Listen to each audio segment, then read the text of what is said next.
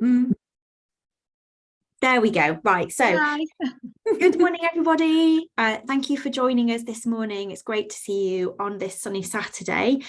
So welcome to this English Association webinar, where we'll be talking about reading for pleasure in the classroom and exploring the winners of the English 4 to 11 Picture Book Awards for this year.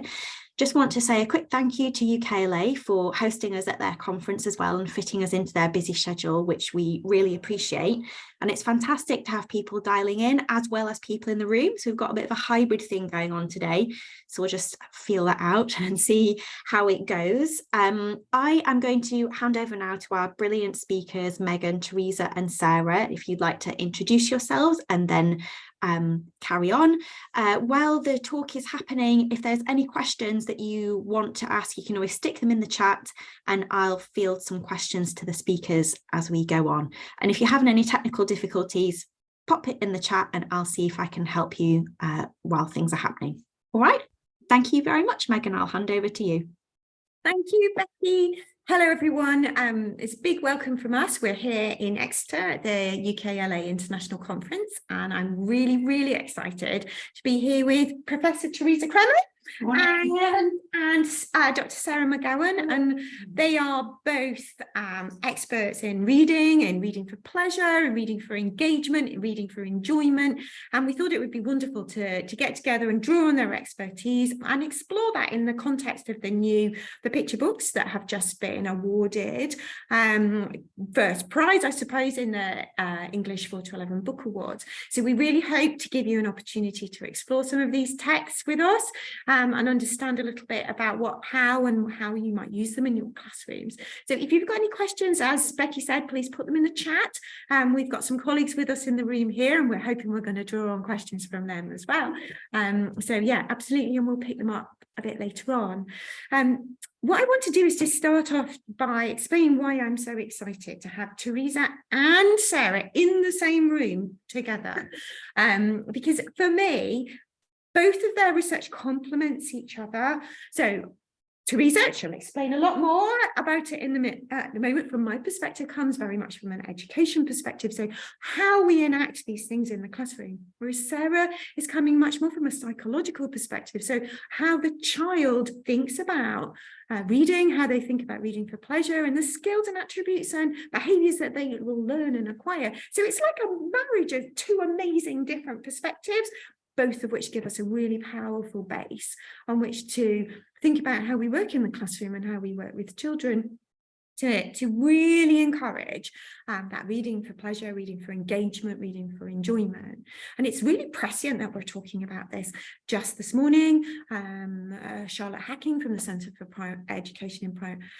Centre for Literacy in Primary Education shared some really worrying findings about reading for pleasure that had come from the National Literacy Trust, just published recently, and writing for pleasure as well, and how as a nation our children are really at a disadvantage in relation to international comparisons with their international peers. Our children don't in general seem to like reading very much as an external volitional way. They do a lot in school, but not for themselves, and I think we can all agree that that's kind of concerning, and so anything we can do to encourage that is an important piece. Anyway, I'm going to stop talking and let the experts here kind of explain a little bit more, starting with Teresa. Teresa, can you explain what your new thinking and research is about for us? Thank you for inviting me, and good to be here. Welcome to the colleagues who've joined us this morning. One of the things we've done recently, and as a piece of conference we led recently, but we tried to distill and draw together a number of colleagues whose work is in this space, practitioners as well as researchers. And the conference was last Saturday. It was called Book Blether, Sharing the Pleasure Together in Reading. 160 odd teachers, not odd teachers, but teachers joining us on a Saturday, which was brilliant in and of itself. And that work of the day was drawing on my own work and the work of many other researchers who are highlighting the social nature of reading, the need for conversations around text and recommendations around text to enable readers to be enticed by their peers, by their teachers, by the opportunities that school affords them. Young people want to be connected to one another. They want to relate to one another. And of course, a book gives you a tool to have a conversation that is about me, and maybe about you, or maybe about my dog, or maybe about your hamster, whatever it is that's triggered by the text, or about concerns and issues in the world. And so a lot of the work that we've been exploring more recently, I'm involved in a research study about informal book talk with 4 early years practitioners, looking at how in the really early years, those young people are engaged in book talk without words yet. The embodied engagement of lying on the carpet before school even begins and turning the pages and enjoying and looking and laughing and then revisiting the keywords when Miss read it aloud to us several weeks ago. So we remembered the keyword and we all chant the keyword. No disasters to do it. We triggered it. We found the book. School hasn't even started, and yet we're lying there. And we've been filming those teachers engaging, not just before school, but through school, and trying to understand what are the characteristics of the practice in classroom that facilitates that rich engagement with the text, where we also see those young people wanting to take those books home. So that's kind of one key strand, really, and I wanted to focus on another element of that, really, which relates to a new piece of work we've done around picture fiction. So a group of us in lockdown tried to develop linguists as well as educationalists in the OU, tried to develop a picture fiction framework. We're calling it Seeing Beneath the Surface. It really relates to what Charlotte was talking about this morning, about slow looking. We looked at a linguistic analysis and a visual analysis of a range of texts using Halliday's work as systemic functional linguistics, but also Claire Painter's work on the role of picture books, drawing on Kress and Van Leeuwen's research to try and help teachers and help young people notice more, see more, think more about the text they read, because research evidence across the world would suggest that when we become really engaged in those books and we talk with one another about them, that develops our comprehension, but it also powers our desire to read on, to read more. And so the picture book framework, Seeing Beneath the Surface, which will soon be free on the OU's website, so just borrow it if you want, if it's going to be useful in your classroom, is going to be there to try and help us have richer conversations about what we can see within the layers of any given text, not to evaluate the text, not to do analysis paralysis. Can you see it, tick it? Can you see this? Where are the eyes going, etc.? But to have those richer kind of noticing conversations, which mean we engage more deeply in the narrative or in the character's perspective and power our reading forward. So I hope that gives you a bit of a feel. 2 studies, very exciting. Very exciting. We'll put a link to your new framework, and we're going to talk about that more, aren't you, as we're going through. It's fantastic. Oh, that's really, I love that. Fantastic. Sarah, your work, particularly the Love to Read project, which I have to declare a little bit of a conflict of interest in terms, looks really deeply at how a child embodies reading for pleasure and how the kind of psychological aspects they bring to the process. Can you tell us some more about that? Yeah, of course. So the Love to Read project was an 18-month project. It just finished a few months ago. Megan was a member of the team, and actually Teresa was on the expert advisory group as well. So both of them had input into the project and as it evolved. And the project was a collaborative project between researchers, teachers, children, other professionals such as educational psychologists. But then we also worked with some national literacy and education organisations like the Scottish Book Trust, National Literacy Trust and Education Scotland. And what it was really about bringing together the sort of full breadth of knowledge and expertise that we have around reading for pleasure, and how we can I suppose bring that together in order to create a programme to support reading for pleasure in the classroom. And the Love to Read programme was based around 6 research-informed principles, and the principles were really devised from what is quite a complex and rich body of research around reading for pleasure. So not just research from a psychological perspective, but also from an educational and social cultural, drawing upon, for example, Teresa's research and many others as well. And the 6 principles were those of access, choice, time, connection, social, and success. And I will not go into all of them now, because we'll be here all day. But just to give a few highlights, I think the first principle, that of access, is really about quality book provision in school and making sure that children have access to books in school, which reflect their interests, their preferences, their lives, their experiences, but their abilities as well. And it's really about encouraging teachers to really take stock of what provision there was, and to weed out any books that maybe children weren't reading anymore, so that they can actually better access books that they may connect with and connect deeply with as well.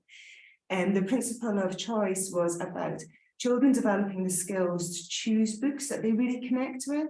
And actually, after taking part in the Love to Read project, teachers were really surprised because they realised that children just didn't have the skills to choose books.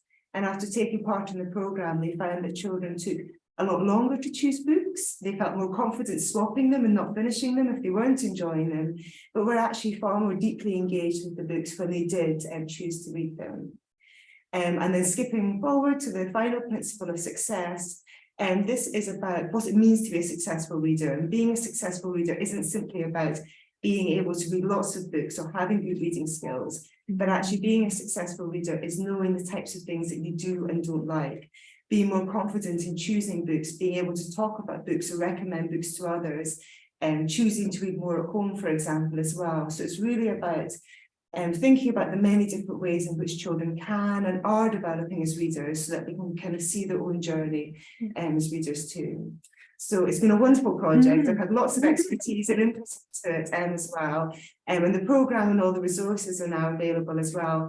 And as part of the project, we worked with an illustrator who helped us to sort of exemplify these different principles too. So we've got lots of fab resources. And we had lots of child input into those illustrations too, which was lovely actually, and lots of fun. Yeah, and again, we'll put a link to that, to the website and to all the resources that are available. It's really interesting, lots of sort of ways of thinking about this. And I know from my own experience of thinking through these aspects with teachers, practitioners, it's another lens on which to approach these activities and approach conceptualizing children as readers, really being readers who choose to read, who take on board all of this and do it actively and in an engaged way themselves. So a perfect marrying of the two different aspects is so exciting. So we've got the 4 to 11 Picture Book Award books here with us, and we're just going to now sort of have a look at them and think about perhaps ideas about how we might take those on board into the classroom. What I have to say is I've already been going out and about sharing these with teachers. Obviously I didn't share that they were going to win awards, but sharing them and seeing what their reactions are into the classroom as well. So, and universally they've all been very positive, but there are areas, some of the books were teachers were really excited about, and some of them were a bit more reserved about and a bit more thoughtful and a bit more kind of contemplative about, again, which I think is a really powerful choice and brings to that conversation as well that the teachers are our readers as well, drawing on Teresa's research very strongly, that teachers are readers and they're part of that conversation in the classroom. And I don't think we should forget that at all. It's a communicative act. So should we start with the books that have won the 4 to 7 category? That's the one. Yeah, absolutely. We've got 2 here. Teresa, would you? I've got this one, which was, if you can see it clearly, Flooded by Mario Illustrajo, and it's a Frances Lincoln book. It's a debut novel, actually, and she won it as a consequence of the Masters in Children's Book in Illustration she's engaged in. It's really interesting. It's black and white, basically, which is kind of unusual in itself. If I just give you a kind of a flick of the page, but you see blue too, swathes of blue wavering through. And of course, with a title like Flooded, you know what the blue is. There's also a lemon snake, or a kind of a brownish snake that runs through the piece too. Let me give you a kind of feel for this rather extraordinary book. The animals, the characters really, are the citizens in an ordinary city. So there are no humans in this book, it's all animals, or the humans are depicted as animals, put it that way. It's an ordinary day, the animals going about their ordinary lives, and no one's noticing that something is happening. And the water is creeping in. It starts being damp at the beginning in the early pages, and then you can well imagine the water rises as we go through the book. And the animals respond in different ways. Most of them don't notice it to start with. In fact, almost nobody notices. except one. Later on in the book, as the water rises, characters like the giraffes, shall we say, are not so worried about the whole process because, quite frankly, they're nice and tall and they can survive. For some, it wasn't a problem. You can see that. With the giraffes up the top, but for others, there are underneath there's a monkey with an oxygen tank on his back, and he's saying, "Hello up there, could someone help me?" So you can see as the water rises, animals look after themselves, others reach out and say, "Can you help me?" And help isn't offered. So they get wetter or they're getting wetter and wetter. There's some kind of tiny bits of conversation, not very much. There's some kind of rumor that politicians may be to blame about this, which is kind of interesting given the current context. Perhaps there's kind of some damp problem going on. They kind of make conversations with one another, some of the animals, about what could be the problem here. And I don't want to kind of give it all away because somehow it's spoiling the book that will be well worth reading and poring over every page. But it is the case that eventually, shall we say, unsurprisingly, since it's a children's book, the challenge of the flood is responded to by the collective. And there are very strong messages about the environment in here, about the challenge of procrastinating over everything, ignoring the problem, and indeed, potentially, obviously, of working together to solve it in some way. So it's a very rich read. In Jane Duden, Charlotte Hacking was talking in one of her keynotes, or the keynote this morning, Jane Duden's work in fiction books, where she uses the phrase, "every mark matters." And this is a book where you want to go look again and again at the marks made, at the language used. There's a picture here with a group of them, many of whom are wearing jam jars on their head or bubbles because the water's rising and rising and rising. And between them, they're saying, "We need to do something." But they don't know what to do. So I do recommend it. I'm not surprised at all that it was an award winner. What did your teachers think when you? When they first looked at it, in general, often what they thought was they read it and they thought, "Oh, that's a nice story." And then with a little bit of prompt, so, well, did you look at the quite subtle conversations that we're having through the characters? So they read it again, and another layer came out, and then they started to look closer at the pictures themselves. So we're kind of layers of thinking that went through, and I think that's really powerful and really interesting in terms of how you could work with a class. So every time you're sharing that with a class, you're addressing a different aspect. You're looking at it. First of all, it's just, what happens in this story and the obvious ecological issues, that opportunity to really talk about these things and help children process or explore some of the things that I think are quite worrying for them at the moment. And then there's how it's crafted, how it's drawn, how the characters relate to each other, and all sorts of kind of really fascinating conversations could come from it. For me, and certainly for the teachers I've been working with, it's a book that would, there's at least a week's worth of rereading and a week's worth of more things to talk about, not just sharing the story again.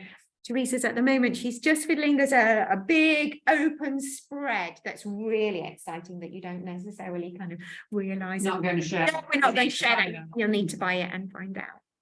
So yeah, definitely worth having a look at, and I think one to share on a regular basis. So there's huge PHSE elements coming through that too as well.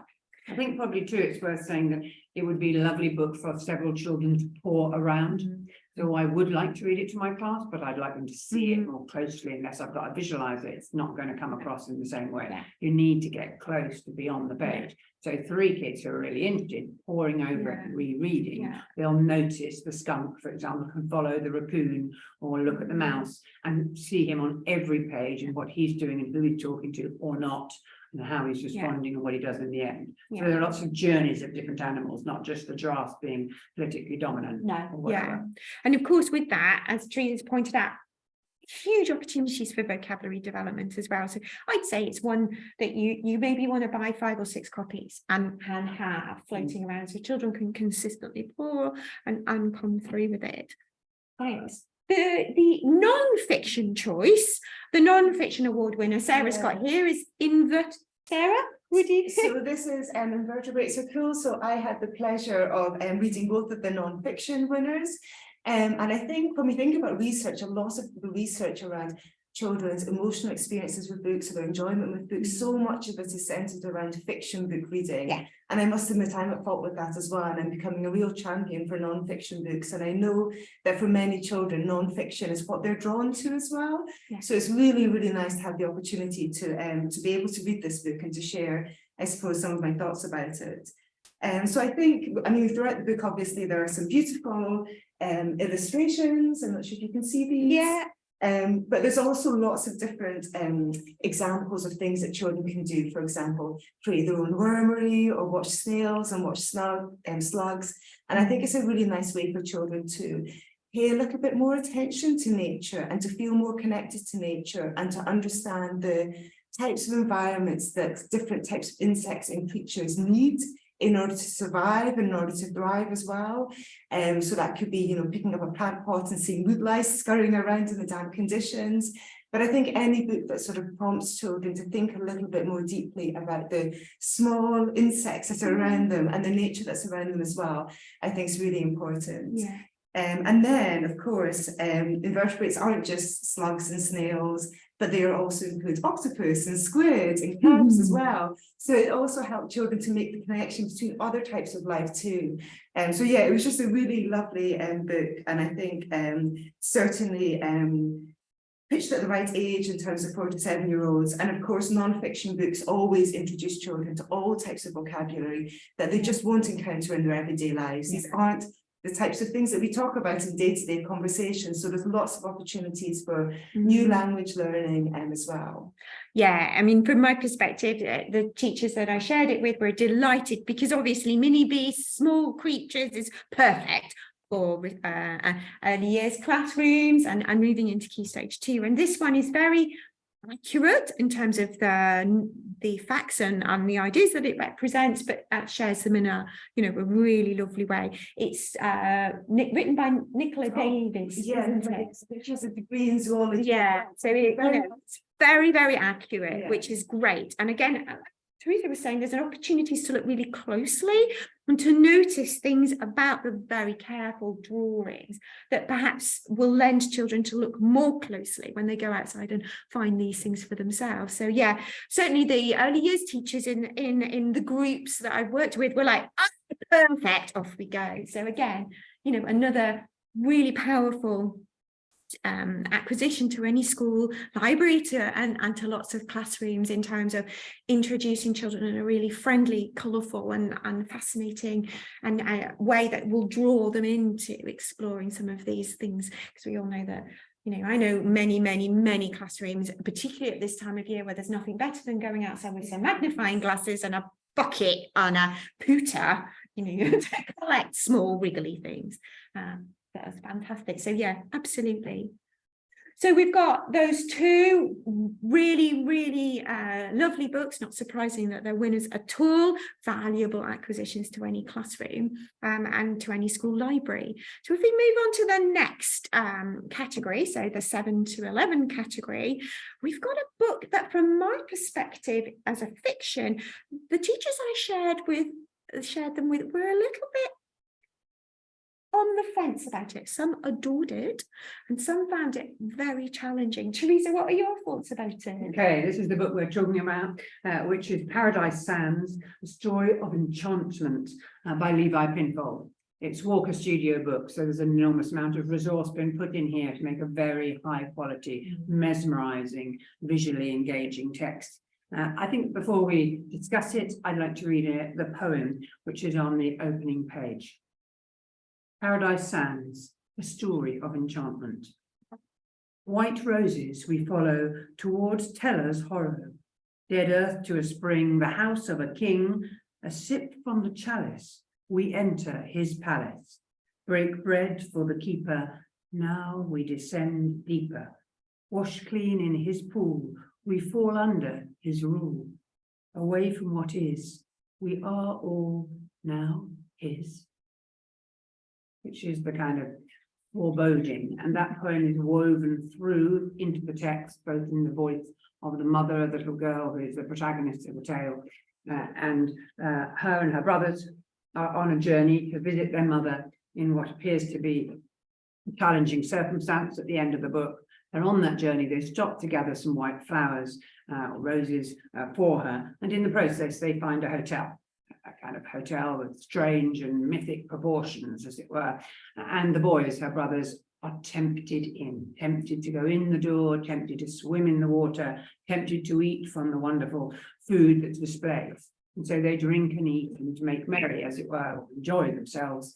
And she doesn't. She holds back. She says, we should leave.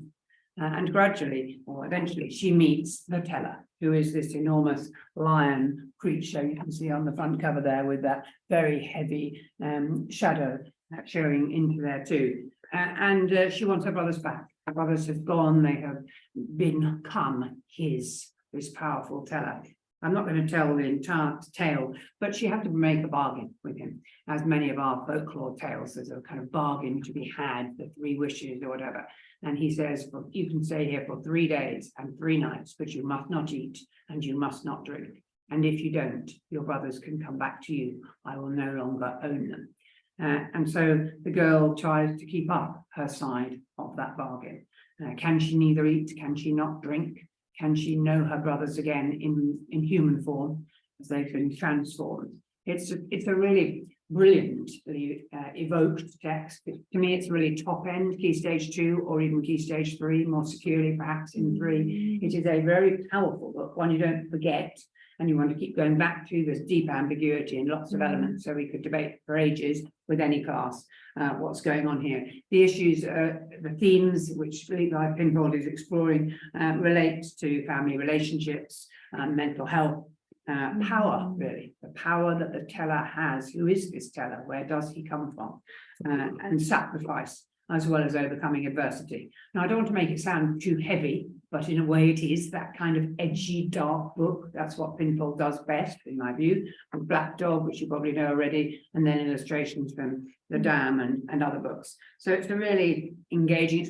It has won not only this award, but it had also won 2 other awards that I know of. Yeah. So it's, it's going to be an award winner, and it's a book to go look, explore, think about how you might use. Yeah, definitely. I think from what Teresa's explained now, you can understand why certainly the teachers I am working with were a little bit on the fence. Some of them felt that it would be great for their Key Stage 2 classes, Year 6 classes in particular, and some were a little bit more reluctant, and perhaps thought that it would be harder for their classes to engage in.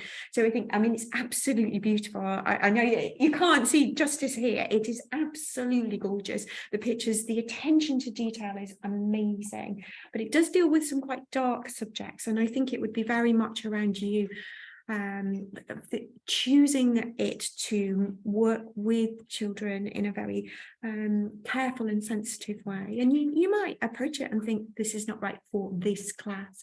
I'm very much in agreement with Teresa around Key Stage 3 texts as well. And there are huge, looking at it, huge literary and artistic elements. Obviously we've got elements to the Last Supper there, reflections, cultural aspects that you could really take forward. So yeah, I'm not at all surprised that it's won. I think it's a book that would go forever, almost in a way.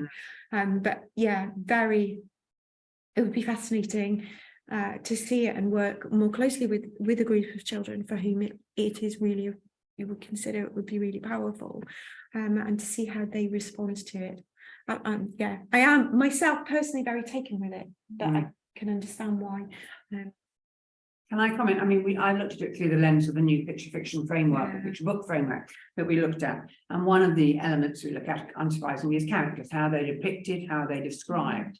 And if we look at that particular, the little girl, her brothers are all named. Her mother is Mother, at least. The teller is the lion, the teller. Capital T, capital T. The girl is nameless throughout.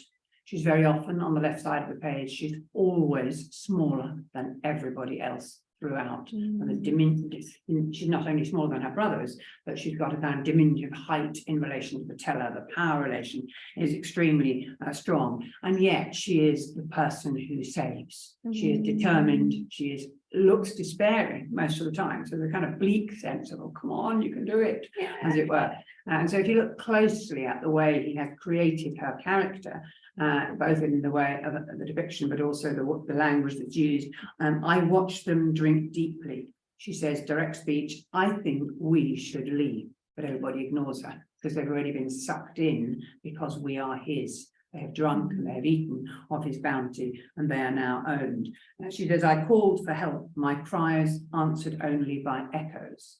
So if we use the picture fiction framework to zoom in on particular aspects, we learn more about the way in which Penfold has positioned her and then enables her to be the rescuer, as it were, at the end of that journey. It's just really interesting. It merits close looking, slow looking, and attention to the features of the framework. Particularly, I think this book, it suits power relations and the examination of power relations. Yeah.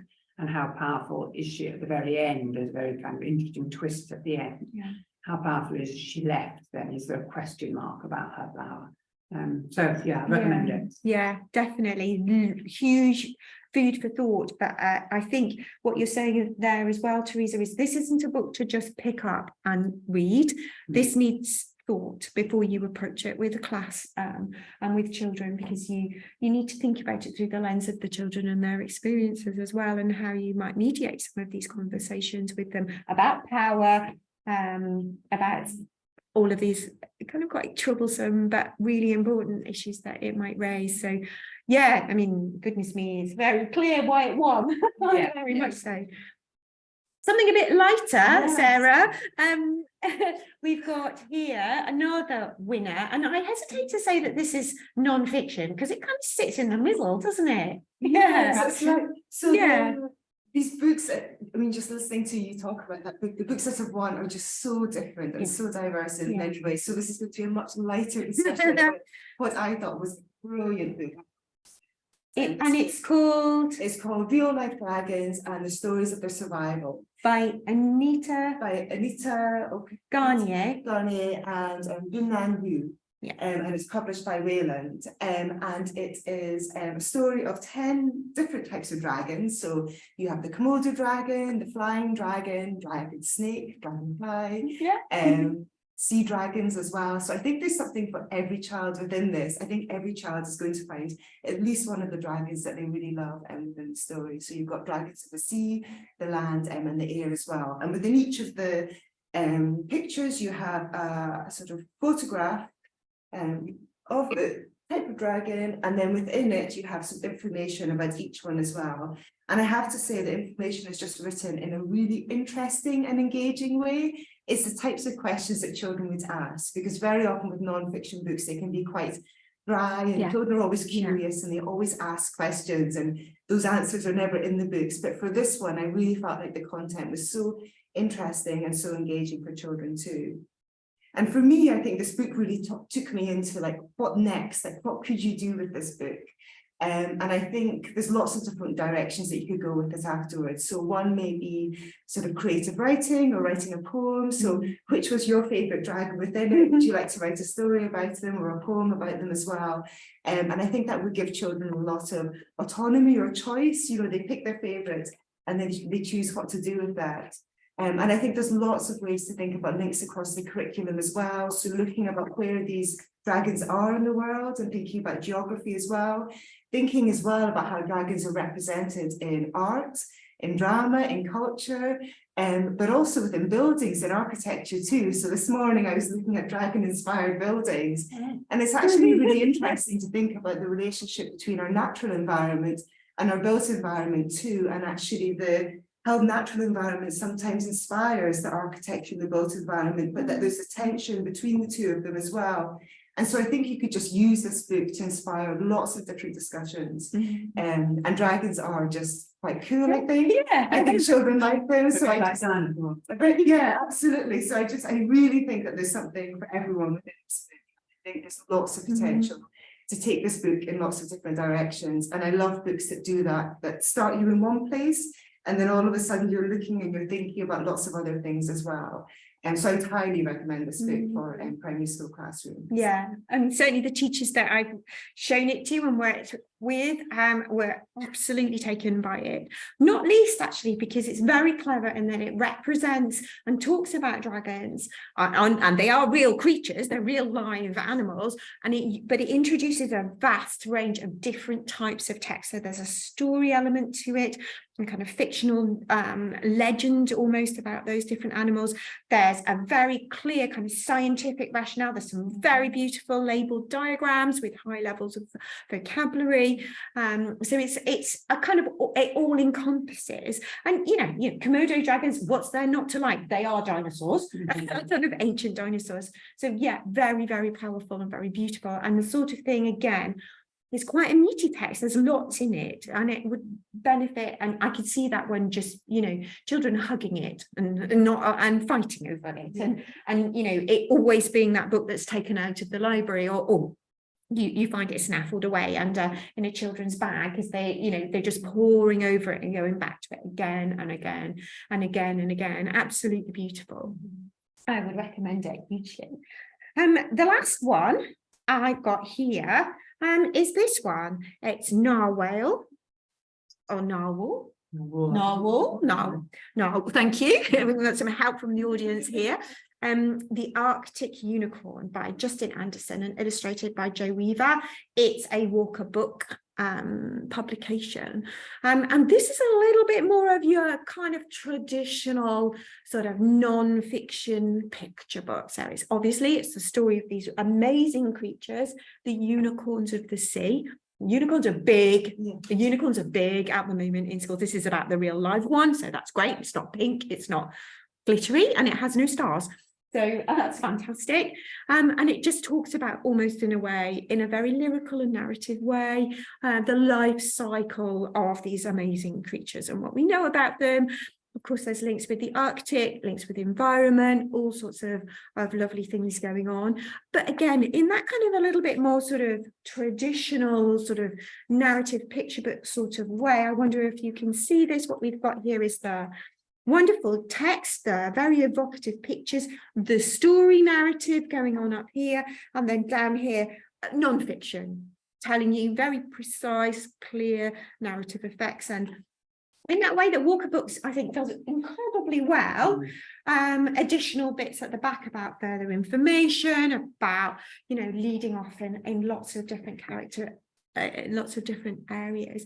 Again, I can see this being a very powerful start to lots and lots of rich discussions for children. And the illustrations are very evocative. They're quite, I want to say, smudgy. So it's almost like you're seeing what's happening underneath the sea, and adds to that mystery of these animals that I'm not sure we know a lot about. So yeah, I can see children being really, really taken by it, and really kind of grabbed by it. And again, opportunities for huge, rich and range of discussions coming on. So I don't know if you two have any thoughts about this one at all, or. No, I honestly don't know. Answer. No. Comment, but as you say, unicorns are hugely popular. Yes, they are. So expanding one's understanding of unicorns is always great. Yeah. This one, as you can see, I've got a hardback copy here. So the softback copy isn't published yet. So yeah, this is definitely one to watch out for. But if you were thinking about this and you've got a topic around dragons and mini or whatever, then this would be a nice one to sort of have in a bit more of your kind of, I want to say, traditional themed non-fiction kind of picture book opportunity for children. Very, very, very beautiful. So there we have it. The winners, all of them would be really valuable in your classroom, but I'm gonna challenge our two experts here to choose one. If they had to choose one, because they've got a very small budget and we all have small budgets in school, if they had to choose one, which one? Teresa, which one would you have? Which one would work best out of all five? Which one would work best, perhaps, as a starting point for teachers who wanted to begin to use your picture book frame? I think I would probably say either flooded, then I'm not allowed to choose one, having to either flooded or Paradise Sands. But in a sense, this book is quite remarkable. Yeah. And even if you don't, I mean, I wouldn't use it in any class except year 6 in primary personally, although others might well know their class well enough to do so. I just think it's one of those rather unusual, unique texts, which is going to give us all plenty of scope for not only discussion, but also kind of space to think, space to revisit and explore. And why is she so frail? And why are these flowers so important? And when do we give flowers? And how is mum? And what's going to happen when this young lass has grown up? There are lots of ambiguities. I do love a book that leaves us open with so many questions unanswered. And they are not answered, and we have to interpret. Yeah. So I think I'd choose this personally, and it would work brilliantly with the framework, which asks questions about focal eye engagement, a whole range of questions, 4 key quartets around 4 core questions really around how we see beneath the surface and understand more deeply. Fantastic. Sarah, which one would you have? So that sounds wonderful, but I think for something a little bit lighter, I would probably pick Real Life Dragons, because for me, I can just imagine all children finding at least one, maybe even more dragons in there that they would really love. And I just saw so much potential to take this book and go in all kinds of directions with it afterwards. So I think that's definitely a book that every primary school class should have. And for me, one of the things I'm increasingly thinking about with the teachers that I'm working with and the schools that I'm working with and in my own research is about the link between reading and writing. And so I think I'd have to go for this one, for Flooded, because I think for early years and primary and Key Stage 1 classrooms, I can see huge opportunities for bringing drama into the classroom to enact it. I can see huge opportunities for lots and lots of rich discussions, lots of storytelling, lots of oral language development opportunities, and then links to allowing children to have that opportunity to discuss things that I know are of concern to them, but in a sort of around the environment and around challenges that they faced in life recently and things that bother them and worry them, and to be able to understand how a narrative builds up through the picture books as well. So I think, yes, I absolutely love Real Life Dragons. I absolutely love Paradise Sands, but I really like this one too. And I think, the clarity of the pictures, the fact that they're principally black and white with just a wash of color, I can think of 100 things we could do in the classroom to explore and extend and unpick and develop that further. So I think it would definitely be, I think, this one, and I have already done that. So there we go. Working with colleagues to kind of explore that a little bit further. So yeah, amazing. So I think we've come to the end of our webinar, unless we've got any questions from there are a couple of questions in the chat, actually, Megan, if we could get to those. So first of all, Pauline commented that Paradise Sands reminded her of The Tunnel by Anthony Brown, which I hadn't heard of, so I'm going to go off and Google that. So thank you very much, Pauline. You'll like it. Yeah, you will. And in fact, all of Anthony Brown's. I mean, Charlotte Hacking was talking about Voices in the Park this morning, which is a massive favourite. And again, there's those different voices that come through, aren't there? Different perspectives, different language. And that whole kind of Hansel and Gretel echoes in here, very folkloric. Yeah, very much so. Yeah, we agree completely. So maybe together, maybe there's a bit of a collection here as well of books around a similar theme, or books that position characters in a similar way. So you could start off perhaps using a picture book framework with this text, move on to The Tunnel, move on to others. Yeah, fantastic. Thank you. And Joanna also asked a really good question about Paradise Sands, which is, and I'll just quote this directly. She says, "I worry that Paradise Sands may promote eating disorders. Could you tell me how you would present it not to encourage people avoiding eating?" Which is quite a big part of the story, isn't it? Is avoiding the food and drink.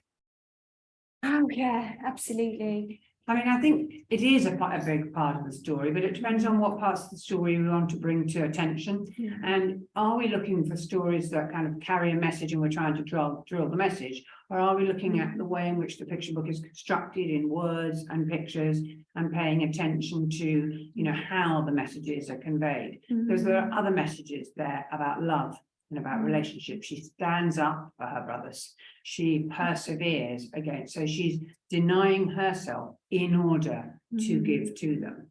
So I think it would be an interesting issue to kind of try and say, what's the theme I'm wanting to surface with my class? And then what pages, because you obviously would never use any framework, let alone our PB framework, to analyze the text to death. We're not trying to analyze it, we're trying to understand it. We're trying to promote dialogue and conversation.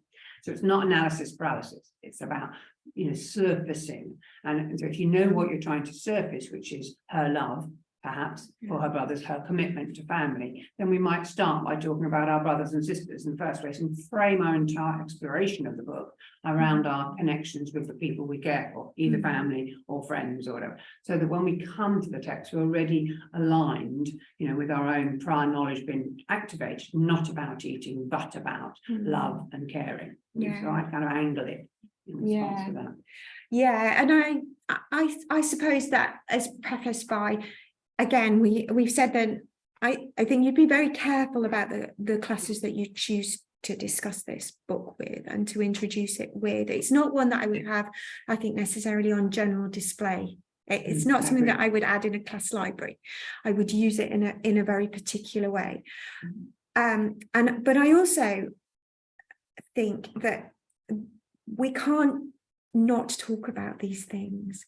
And I think that in very subtle and very sensitive ways, if a child draws attention to that within a conversation around the text, then perhaps we need to think carefully about how we would position that and what the position of our school is. As a school leader, I would want to have a conversation with my teachers around what we say when these things happen, and how we position it and how we approach it, and what are the steps in terms of a safeguarding mechanism that we go through, because we can't escape the fact that we have children, even in a primary context, where these issues are at play. These are very serious mental health disorders, and we can't ignore it. We can't stick it under the table and just pretend it's not happening. So I think that's a lesson we've learned during COVID. As a head during COVID myself, one of the things I learned very quickly is that we have to be honest about what's going on and share it in a way that's not going to scare, because actually the worst thing we can do is not do that, because the imagination that the children bring to it and the conclusions that they bring to it are far more scary for them than not. Can I just add that I think it's a really important point. There's some recent research which suggests that teachers are hesitant to use powerful picture fiction in particular that deal with big world issues because they're not sure how. Yeah. Anti-racist baby, for example, and many others. And there'll be teachers who look at this and go, I'm not sure, do I need to spend money on that? Because I'm not sure how I'm going to handle it. And I think we need to help each other achieve that. And your comment there was, you know, as a head teacher, you'd be wanting to support staff in. So if you think the book is worth, and I do believe it is, examination with Key Stage top end 2 and 3, then I think it's about dialoguing with colleagues near you and, you know, in the next door classroom and so on, and perhaps with your head. But, you know, how would they handle it? What would they do? What kinds of conversations might we trigger, so that we support one another on that journey rather than back away and say, well, only stay with the safe things, and the real world's a hard place and you've got to face it on your own without the power of literature to support you. That's not good enough. We need the literature to put the arm around to help you have the dialogue. So I think it's just, I would reach out to somebody else if your school doesn't have a policy around exploring those issues and say, how would you do this? What might you do? Just in case it came up. And, you know, I think as well, I suppose with my head teacher hat on, you know, if there were concerns, perhaps this is something that you would have a sensitive conversation with parents about before you introduced it. Introduce it, say this is what the text is, and give parents, you know, the opportunity and the heads up to say, actually, at the moment, I don't think I don't want my child involved in that kind of conversation. And of course, that's absolutely fine. But I agree 100% with Teresa. One of the reasons that we read, and one of the reasons that fiction is so important is it gives us an access and a view to other worlds and gives us a way of processing other worlds. I mean, that's why children were told stories right in the beginning, isn't it? You know, we told them morals about how to live their life. Don't speak to strangers, because what happens if you speak to strangers? They lock you up in a gingerbread house and eat you. Yeah. It's that kind of thing. It's about engaging with our fears and finding a way around them and finding a way to come to terms with them. And I think again, as COVID has shown us, we might be better at doing that. I agree with Teresa that, you know, we owe it to our children and our young people to have these conversations. When we work with teachers, they don't know where to start. Yeah. Which is why you end up with collections and schools that children don't engage. Yeah. For each pleasure or find themselves in, because they might not be, there's not the budget. Also, there's that fear of not spending your budget correctly. Yeah. So we almost never see Key Stage 2 book club picture book in book corner. So I'm just going to for the audience who are joining us on screen, I know you can't hear that as we've got comments from our colleagues in the room, and you're talking about, do you think it's hard for teachers to, particularly in upper Key Stage 2, perhaps for teachers to source and find books that start to address some of these challenges, or give the opportunity for talking to curate them, to identify them? My own personal feeling is yes, it probably is. I think your colleagues comment as well about never seeing picture books or graphic novels in Key Stage 2 classrooms.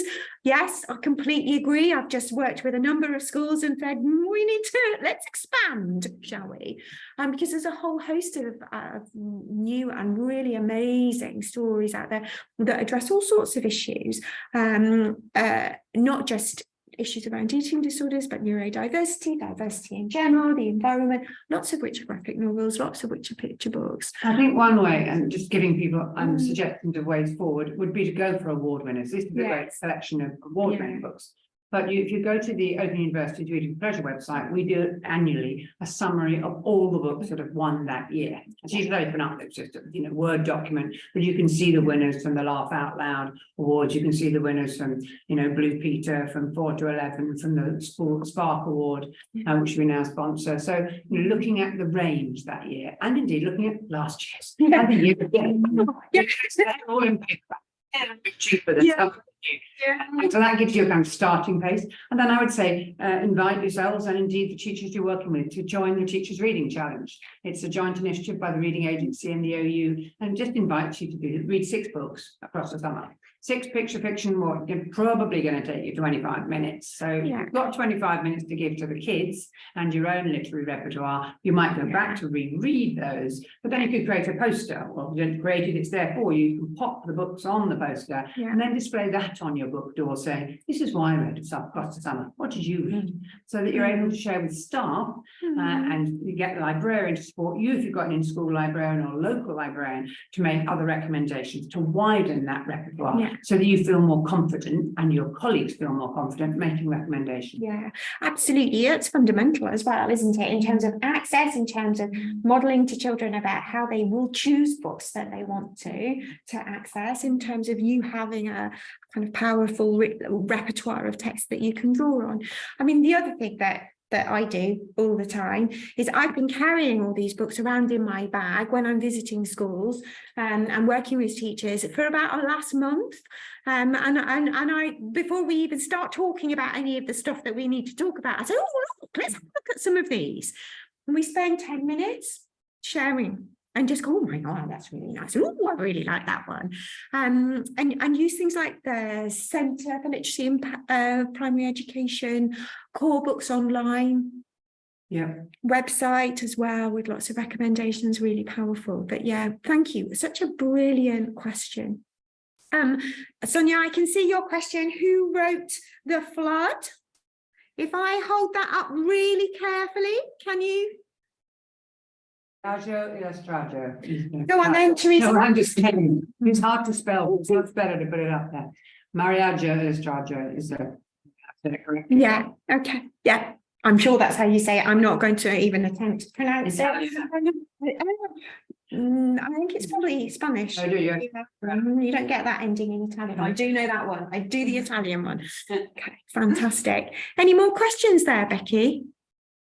No, just to add, everyone who's asked for links to the various frameworks and pieces of research, we will pop those up when we add the recording of this session to the website, and I'll email everybody to let you know when that's available. So just hang on and it'll be coming your way in the next couple of days.